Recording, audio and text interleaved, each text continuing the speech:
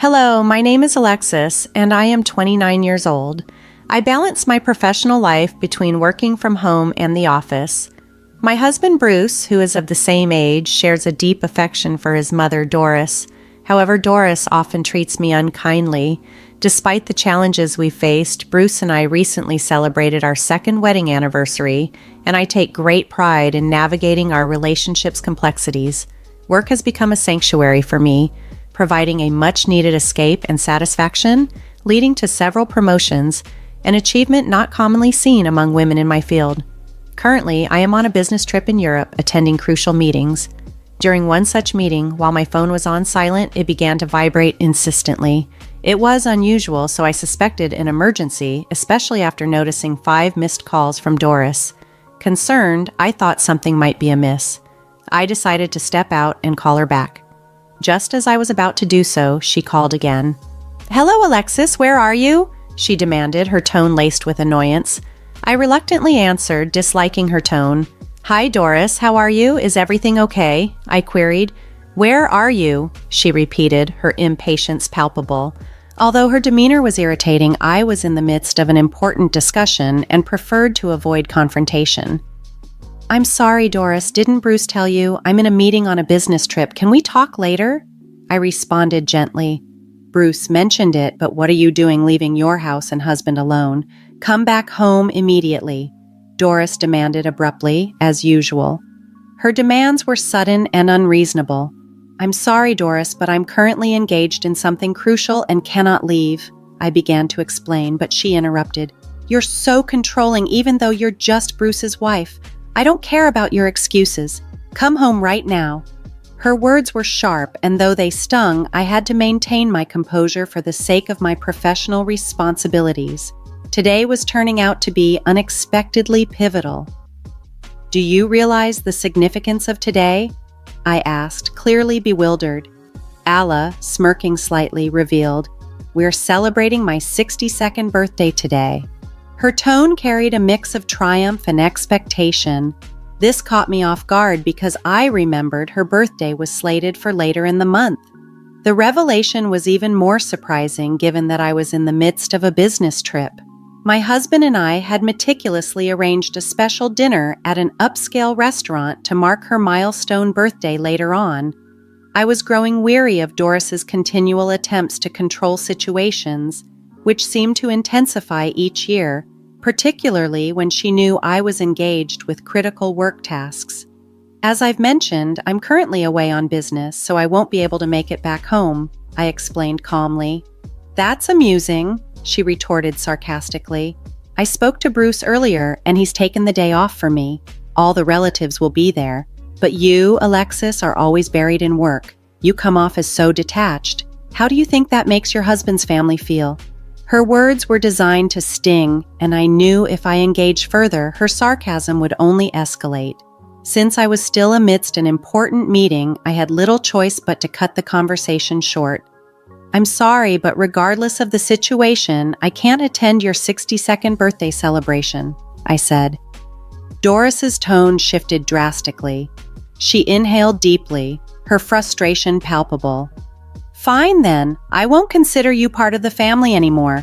Don't bother coming back, it's like a divorce. Bruce deserves better," she declared, her words sharp and cutting. Her harsh remarks left me both angry and distressed, yet I refused to escalate the argument over the phone. "All right, we'll discuss this when I get back. I'm sorry, but I need to go now," I responded. Doris snapped back. "What's with that attitude? I told you not to come back. I'll just talk to Bruce myself." And then she hung up. Drained from the interaction with my mother-in-law, I returned to my meeting, exhaling deeply. After 3 more days of back-to-back meetings, I finally headed home. The entire journey back, I was enveloped in anger and frustration due to the confrontation with Doris, barely recalling the drive itself. When I opened the front door and called out, I heard my husband's weary voice greeting me with a "welcome back." I slipped off my heels and made my way to the living room, leaving my luggage by the entrance.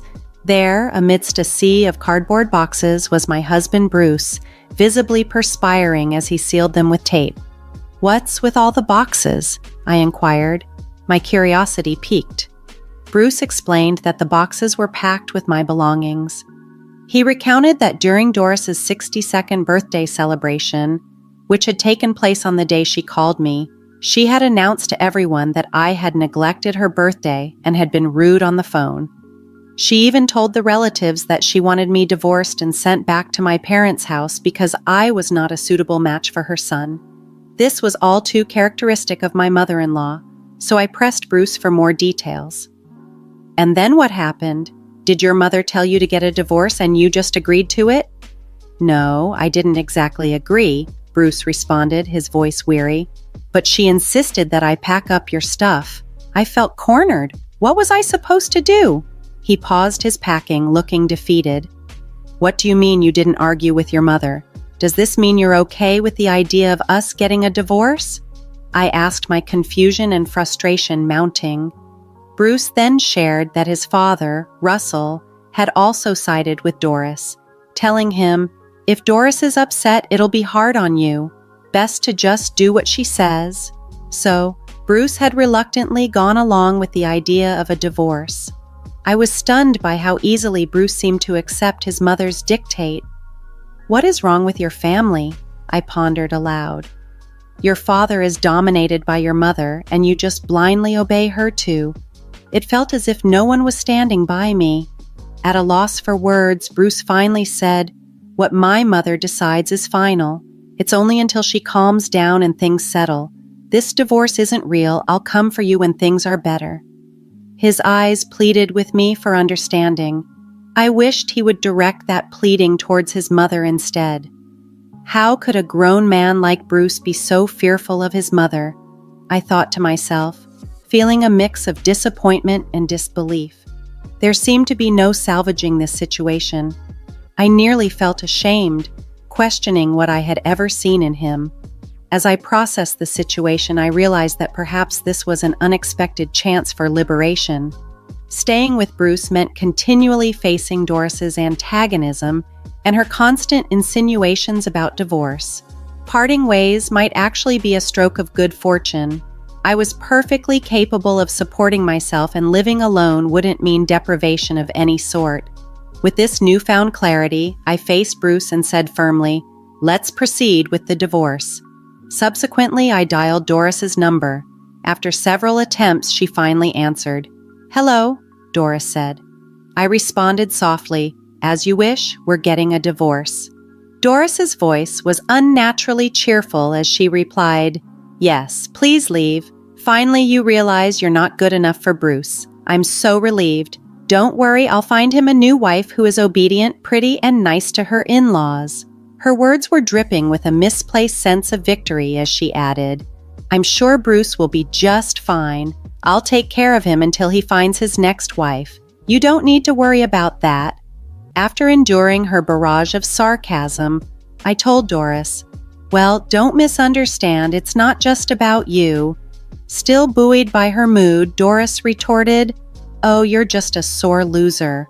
Don't worry about me or Bruce, Alexis." She continued, "I've got the divorce papers from the city office and gave them to Bruce. Don't forget to sign them." Then, without another word, she hung up. Bruce, who had overheard my conversation, looked oddly relieved. This prompted me to question his awareness of the situation. "By the way, does your mother know you're actually a full-time house husband?" "How could I tell her that?" he responded, his tone turning serious. "My mother is obsessed with the idea that I'm a high-ranking employee at a big company." "Right," I acknowledged.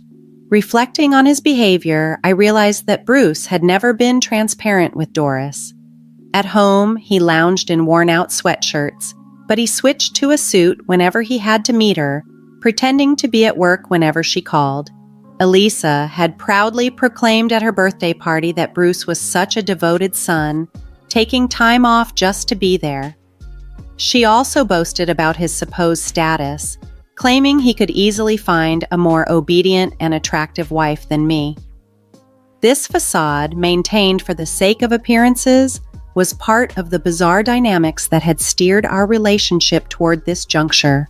The revelation of the truth seemed inevitable once our divorce was finalized, But Doris, who held her son in such high esteem, would likely never anticipate that Bruce was no longer employed at the prestigious company he used to work for.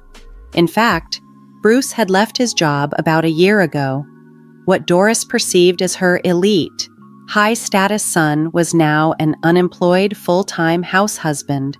Bruce's departure from his job stemmed from a significant mistake that resulted in a demotion, a pay cut, and a formal apology. He likely kept this hidden from his mother, fearing her reaction. The setback had a profound effect on him, especially given Doris's tendency to coddle him. The mere thought of returning to an office environment and facing the repercussions of his error triggered immense anxiety and nausea in him. Initially, he tried to manage the situation by reporting his absences and requesting paid leave, but eventually he stopped calling in altogether. As his unauthorized absences accumulated, he was terminated. Now, without any intention to seek new employment, Bruce relied heavily on my income. He hadn't shared any of this with Doris, knowing she would be both furious and disappointed. I felt a twinge of regret knowing I wouldn't witness Doris's reaction upon discovering her son's situation after my departure. I imagined she would be utterly shocked, perhaps to an extreme extent. However, that was no longer my issue to contemplate. When Bruce handed me the divorce papers, he mentioned they were just a facade to appease his mother. "Okay," I said, processing the information. I promptly filed the papers and signed a lease for a new apartment, moving out as soon as I could.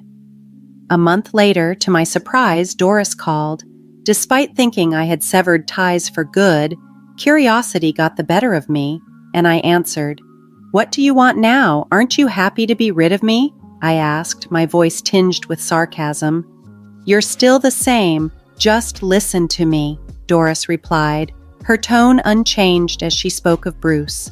She revealed that since I had left, she had visited Bruce's apartment multiple times to help with chores, only to find him idly lounging in his room each time, with no indication of going to work or being ill.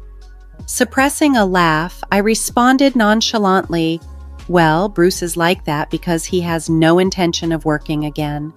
Doris, seemingly oblivious to her role in the situation, shockingly asked, "Alexis, can you do something about it?" "Why should I? You didn't want me in your family and wanted nothing to do with me," I retorted. It was so typical of her to ask for help only when it suited her, after having mistreated me for so long. The irony of the situation was not lost on me, and I couldn't help but feel a sense of vindication as I realized the full extent of her self-inflicted predicament. Doris then questioned me, seemingly trying to pin the blame on me. "I was wondering if you said something to Bruce before you left." It was astonishing how she was attempting to cast me as the villain, seemingly oblivious to the real issues with her son. "Really, Doris?" I replied, incredulous at her insinuation. "You think I married Bruce just for a luxurious life? Why would the divorce hurt if that were true?" She eyed me suspiciously as if I had married Bruce solely for his wealth. "Are you kidding me? I was the one supporting Bruce financially throughout our marriage. It was me providing for him. Because of Bruce, I couldn't even afford to live extravagantly," I continued. The thought crossed my mind. Should I consider asking for alimony? Doris was taken aback by my statement. "How dare you make up something like that, Alexis? You just forgot to ask for alimony, didn't you? Bruce has a higher income and position than you. Don't be so unreasonable. If you want money, Bruce can pay whatever you want. After all, he is a high-level employee at a major company," she retorted, her argument as preposterous as ever. Perhaps Bruce hadn't yet told her the truth. I didn't want to seem like I was merely gossiping, but I saw an opportunity to set the record straight. "Your proud son is a full-time house husband. He quit his job a long time ago," I revealed. "You're lying!" Doris shouted, her voice so loud I thought it might damage my eardrums. I pulled the phone away from my ear and suggested, "Why don't you check with his company? You'll find out who's telling the truth." Doris went silent for a moment, then, her tone noticeably softer, she stammered, "Well, what if that's true? How are we going to manage? I can't support my son on just my pension, and no one will want to marry him if he's unemployed. What are we going to do?" I couldn't help but grin at her sudden change of heart. "What shall we do?" I echoed her words, amusement in my voice. After a pause, she mumbled something to someone beside her. Then, with a completely altered tone, she pleaded, "Hey, Alexis, will you please come back home?" Her sudden shift puzzled me, but I replied firmly, "No, we're already divorced. I wouldn't come back to your family if heaven and earth turned upside down." The finality in my voice marked the end of that chapter as I moved on from the convoluted ties that had bound me. As I was speaking to Doris, a commotion erupted in the background. Someone was shouting. It sounded like Bruce. His voice cut through, "I told you I'd come for you when things settled down." Doris quickly responded, "Yes, you could remarry my son if you wanted." "What are you talking about?" I asked, baffled and firm. "No way, I wouldn't do it for the world. Don't joke about this." "Thanks, but seriously, no." I made it clear to Doris that I had no interest in rekindling anything with her son or entangling myself in any more toxic dynamics. I was done with someone who was overly devoted to his mother. "I did what you asked, so please stop changing your mind," Doris retorted. But the tension was palpable, even just through the phone. "There's a bit of verbal sparring here. It's not like you should take my words so seriously. You've been quite dismissive, haven't you?" she added. "I didn't think you'd go through with divorcing my son," she continued, her tone revealing her surprise at my firm rejection. In response to Doris's string of excuses, I replied, "Well, I was just tolerating the situation. Besides, Bruce packed up my things and essentially kicked me out without my consent." I vented my frustration, listing all that she had orchestrated against me. "You see, that was just a prank," she claimed nonchalantly. "A prank? It's worse than that," I said, utterly exasperated. There was nothing more to be said. Glancing at my watch, I noted it was nearly 2:00 p.m. My lunch break had been squandered on this fruitless conversation. "Ah, Doris, are you done now?" I asked, eager to wrap up. "What, Alexis? What did you say?" she replied, her voice sickeningly sweet. Did Doris think that a sweet tone would soften my response? Knowing I would not meet her expectations, I said firmly, "I'm going to hang up now. I have another meeting in a few minutes and need to review some documents." As I began to disconnect the call, Doris persisted, "Wait, Alexis. Hey, Alexis, say something." I could hear her shouting as I hung up, leaving the chaos and the unwelcome entreaties behind me.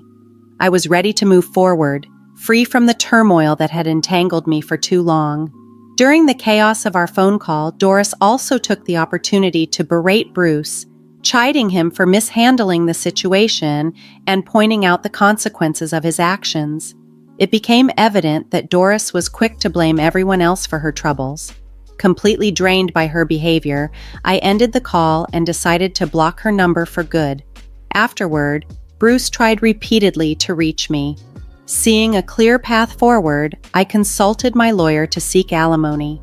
Faced with the prospect of legal action, Bruce's family, likely anxious about the ramifications, agreed to settle the alimony in a lump sum payment. It seemed my former in-laws had to advance the money, which left Russell and Doris consistently agitated with Bruce. They urged him daily to find a job and work, which only added to his frustrations. Ultimately, Bruce moved back into his parents' house because he could no longer afford his apartment rent. He blamed his parents for his situation, which was now straining their finances, including their pension and retirement savings. Like mother, like sons, they continued to blame each other for their predicaments and refused to reflect on their contributions to the mess. They were even considering applying for welfare, a move I hoped would make them realize that their selfish behavior couldn't continue indefinitely. On a brighter note, for me, the business proposal I made during my trip was accepted, leading to a significant contract. This achievement resulted in another promotion, a higher salary, and a more affluent lifestyle. Now enjoying the freedom of a rich bachelor's existence, I was relieved to be free from the torment of in-laws and financial dependence on family members. Reflecting on the past, if I ever consider marriage again, I will undoubtedly conduct a thorough background check to avoid any mama's boys or troublesome in-laws.